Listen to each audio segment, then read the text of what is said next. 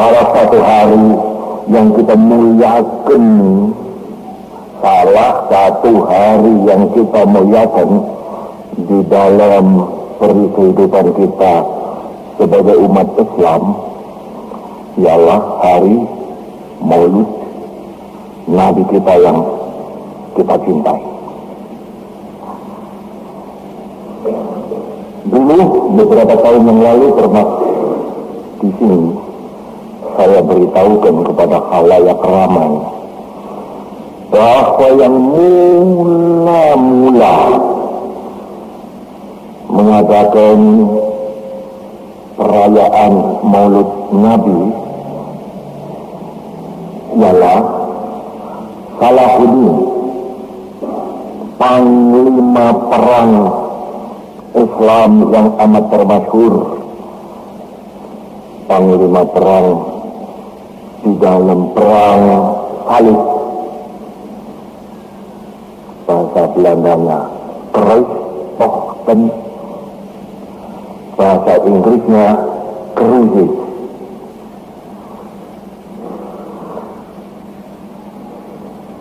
Dari pihak Kristen yang termasuk panglima perangnya ialah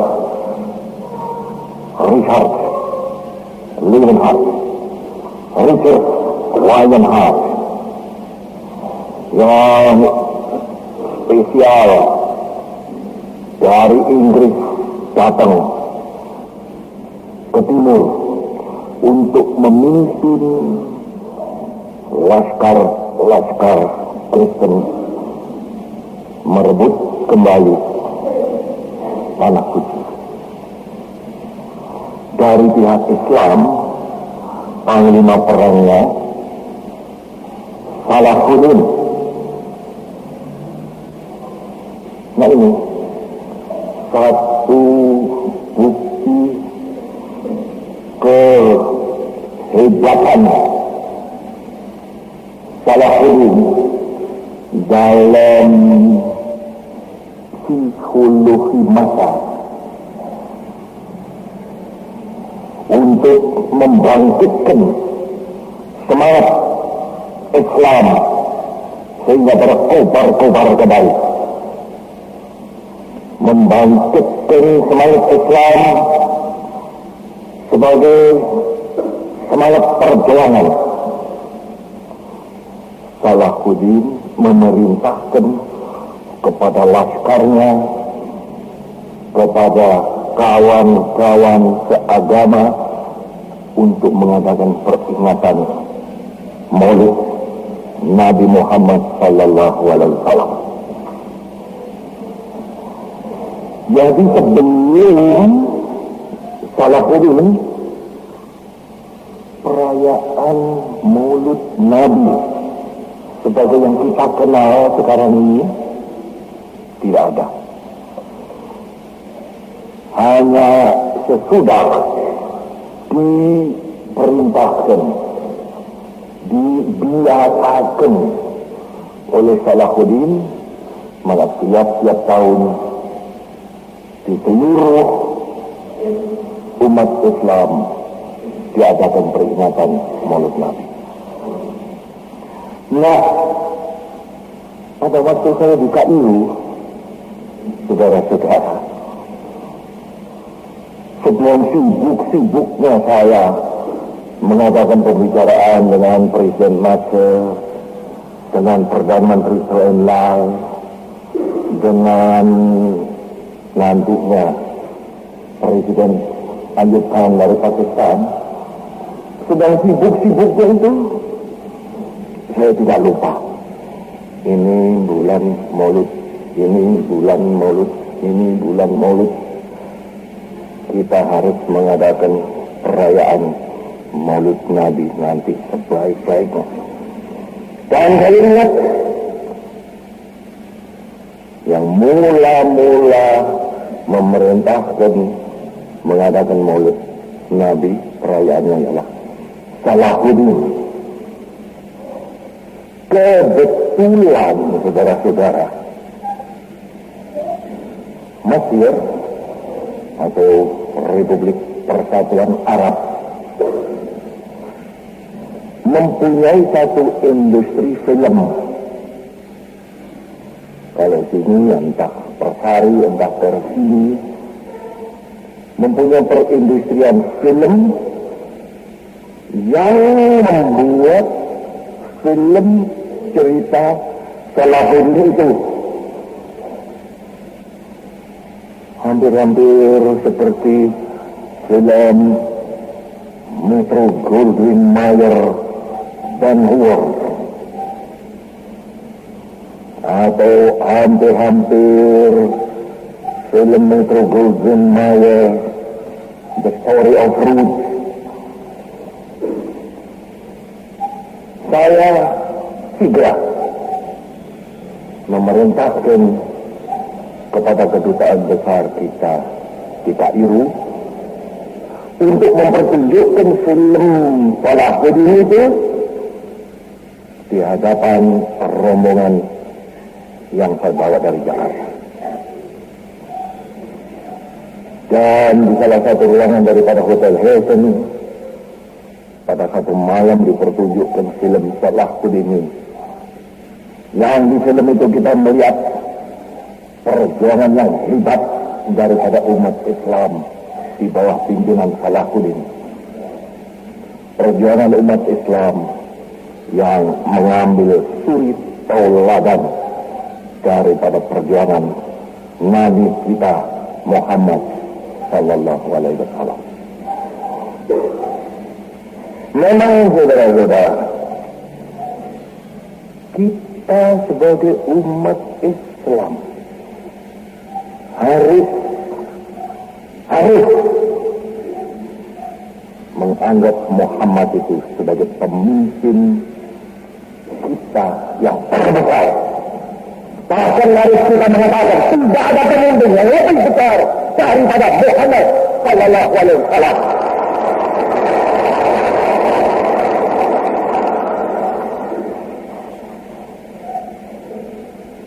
Bukan, saudara-saudara, dalam pokok daripada segala pokok, misalnya kalau kita mengikrarkan rukun iman kita, di situ sudah dikatakan bahwa kita harus percaya kepada rasul-rasul, percaya kepada Tuhan satu, percaya kepada malaikat-malaikat dua, percaya nih, bukan sekadar ya percaya, artinya sampai ke tulang sum-sum kita, percaya kepada kitab-kitab, percaya kepada rasul-rasul, percaya kepada takdir, percaya kepada hari kiamat. 6. Dan salah satu daripada rukun Islam kita juga jelas berbunyi syahadat asyhadu an la ilaha illallah wa asyhadu an la ilaha Muhammad Rasulullah. Kita percaya bahwa Muhammad adalah utusan daripada Tuhan, Rasul, bukan manusia biasa. Dulu di sini pernah saya uraikan, seluruh sejarah manusia itu penuh dengan orang-orang besar. Tapi tidak ada satu bangsa yang besar yang tidak mempunyai orang besar. Seluruh sejarah manusia, coba saudara petani sejarah manusia itu. Ribuan tahun sebelum Isa sampai sekarang, di perjalanan sejarah umat manusia itu, kita selalu menjumpai orang-orang besar. Di Kairo kita melihat patung daripada Ramses kedua di muka gedung stasiun Kairo. Patung monolit. Monolit itu terbuat daripada satu batu, tidak sambung-sambung, Padahal pelajarnya tinggi ya barangkali ini saudara-saudara. Batu, Ramses orang besar. Kalau engkau masuk museum, saudara-saudara, di Mesir, di Kairo, saudara melihat mumi itu bangkai jenazah yang sudah dikeringkan, antara lain daripada Tutankhamun, orang besar. Bahwa Tutankhamun orang besar, saya pernah saudara-saudara mengalami. Saya pada waktu itu masuk museum di Kairo, diantar oleh kawan kita, waktu itu menteri dia, Anwar Sadat. Barangkali Kiai tahu Anwar Sadat. Pada waktu Anwar Sadat mengajak kepada saya masuk ruangan menyebut Tutankhamun, Anwar Sadat memberi perintah kepada semua militer, ya, beri hormat. Oleh karena menurut anggapan orang Mesir, Tutankhamun adalah orang besar. Demikian pula saudara-saudara, Mesir yang kemudian tiap kali kita berjumpa orang besar, berjumpa dengan Mustafa Kamil, berjumpa dengan Muhammad Farid Bey, berjumpa dengan Arabi Pasha, berjumpa dengan Zahli Pasha, semuanya orang-orang besar. Belakangan ini berjumpa dengan Gamal Abdul Nasser yang sekarang menjadi presiden. Ini Mesir. Coba saudara pergi ke Inggris, saudara akan membaca sejarahnya Gladstone, akan membaca sejarahnya Disraeli, akan membaca sejarahnya Queen Victoria, akan membaca sejarahnya pemimpin kaum buruh, entah Pierre Hardy, entah laki istri West, orang-orang besar. Kalau saudara melompat dari Inggris ke Jerman, saudara akan berjumpa dengan Der Alte Fritz, orang besar. Saudara akan berjumpa dengan Otto von Bismarck, orang besar. Saudara akan berjumpa dengan pemimpin kaum buruh Wilhelm Liebknecht, orang besar. Saudara akan berjumpa dengan pemimpin wanita, asalnya dari Polandia, Rosa Luxemburg, orang wanita besar.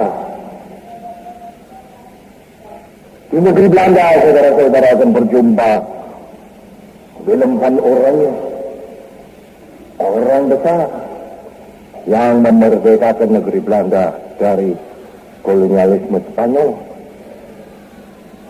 Menghambat saudara ke Perancis, duta besar Perancis duduk di sini. Berjumpa dengan pemimpin revolusi Mirabeau, orang besar. Berjumpa dengan Danton, orang besar.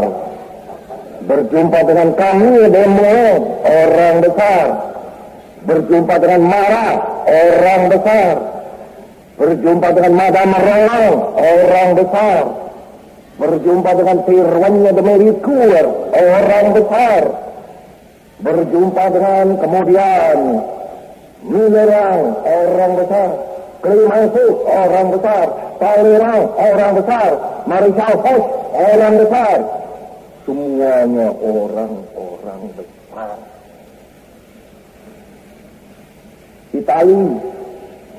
Itali, saudara-saudara. Saudara, di dalam sejarah Italia akan berjumpa dengan Garibaldi, akan berjumpa dengan Mazzini, orang-orang besar. akan berjumpa dengan Kahur, orang besar. Melompat ke Rusia, saudara akan berjumpa dengan Plekhanov. Saudara akan berjumpa dengan Lenin. Saudara akan berjumpa dengan Stalin. Orang-orang besar. Melompat ke Tiongkok, saudara akan berjumpa dengan Dr. Sun Yat-sen, orang besar. Berjumpa dengan Mao Zedong, orang besar. Berjumpa dengan Zhou Enlai, orang besar. Melompat ke Jepang, saudara akan berjumpa dengan Toyotomi Hideyoshi, orang besar. Berjumpa dengan Count Okuma, orang besar. Melompat ke Filipina, saudara akan berjumpa dengan Jose Rizal y Mercado, orang besar, bapak daripada nasionalisme Filipina.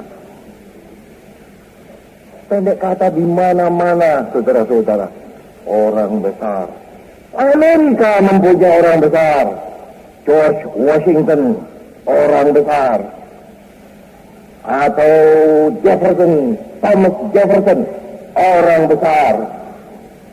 Amerika Selatan, saudara akan menemui orang besar. San Martin, orang besar. Hidalgo, orang besar.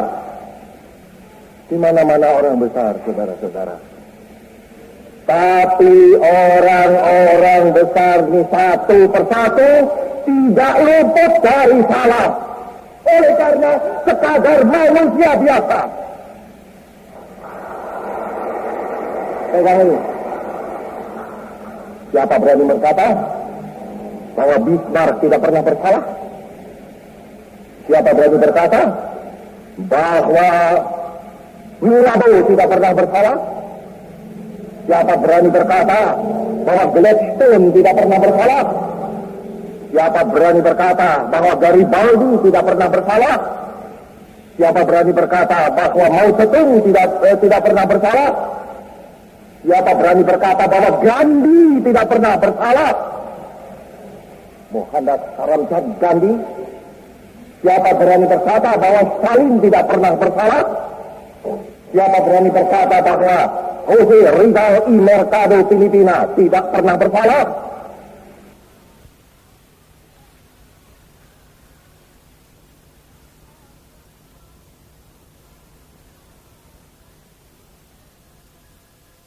Berani berkata bahwa Gandhi tidak pernah bersalah?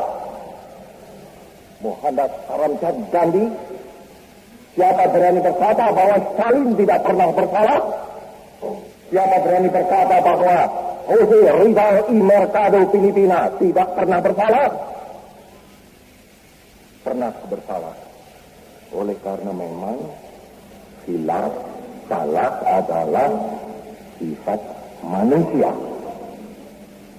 Tetapi Nabi Rasul tidak pernah bersalah. Oleh karena itu, saudara-saudara,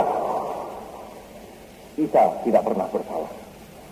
Oleh karena dia adalah Nabi, Rasul.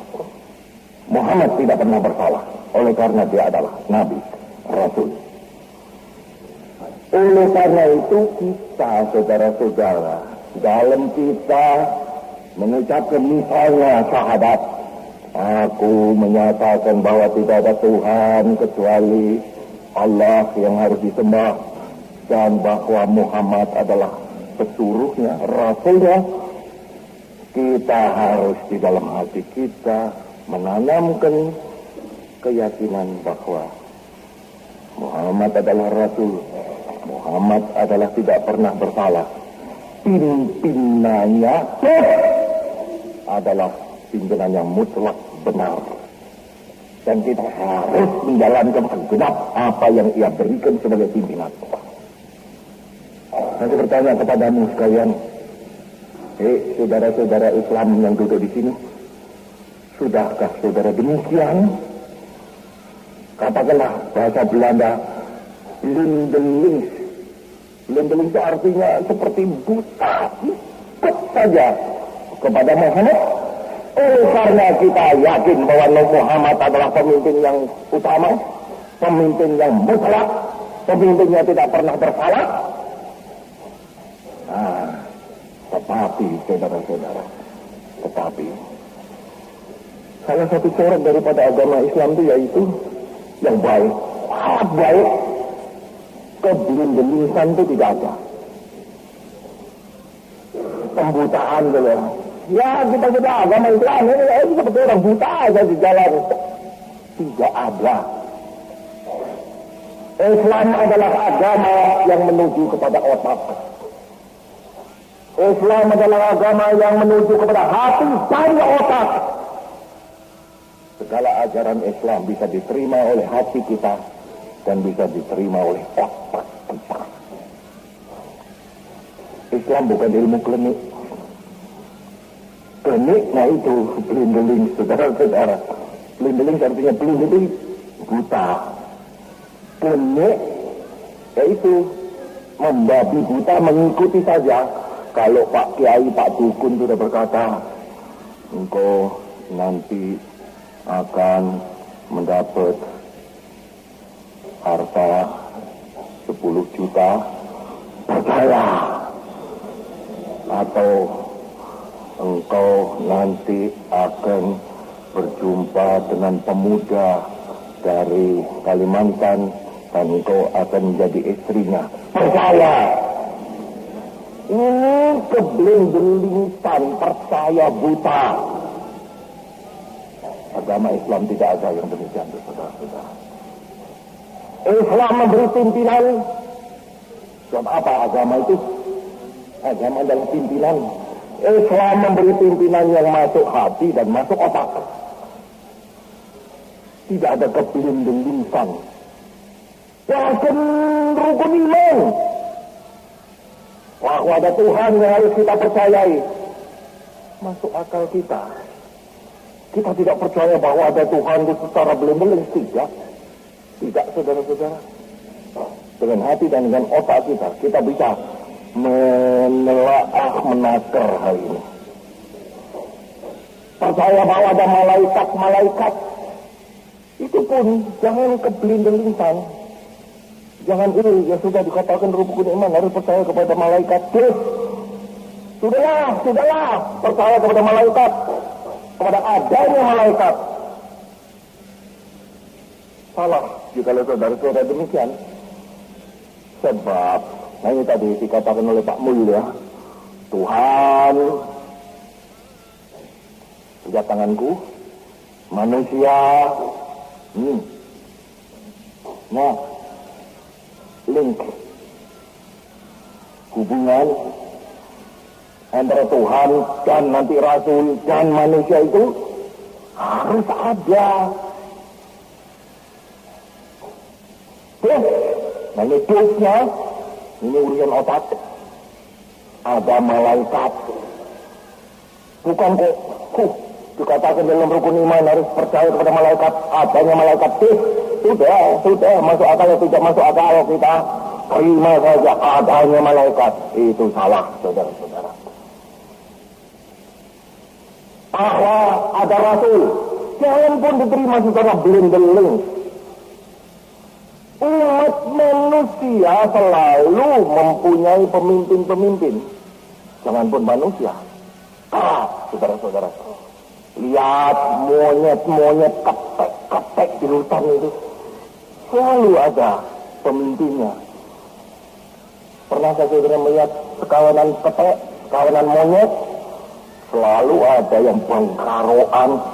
Dia yang menjadi pemimpin daripada rombongan monyet itu. Demikian pula gajah. Demikian pula ikan-ikan di laut. Apalagi manusia.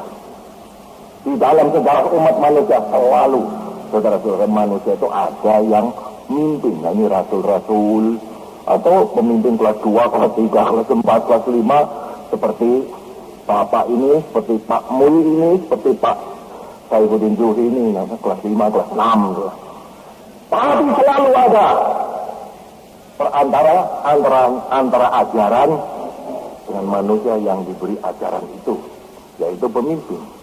Masuk akal bahwa kita harus percaya kepada rasul-rasul. Padahal kita nggak pernah melihat Muhammad, nggak pernah kita melihat Musa, nggak pernah kita melihat Sulaiman, nggak pernah kita melihat Isa. Oleh karena itu maka kita harus merasa bangga, saudara-saudara, bahwa kita ini diberi oleh Tuhan satu kemerdekaan, satu negara yang berdiri di atas ajaran-ajaran. Negara kita adalah negara yang berdiri di atas ajaran-ajaran. Kalau umpama boleh, kata orang Jawa Timur, saya berkata, negara Republik Indonesia itu berdiri di atas satu agama, sesuatu agama. Tetapi ini tidak boleh dikatakan demikian. Sebab Pancasila bukanlah satu agama. Pancasila adalah dasar negara, tetapi satu ajaran, satu prinsip, satu ideologi, satu ide. Saya ini ada, terus terang saja saudara-saudara, pernah duka di Sukabumi, duka di Garut. Duka itu artinya tidak tahu, tidak lupa apa di Sukabumi, di Garut. Saya ini mau dinamakan Nabi. Apa sebab? Loh, karena Bung Karno telah mengadakan Pancasila. Nabi yang telah menurunkan Pancasila. Seketika itu juga saya stop omongan yang demikian itu.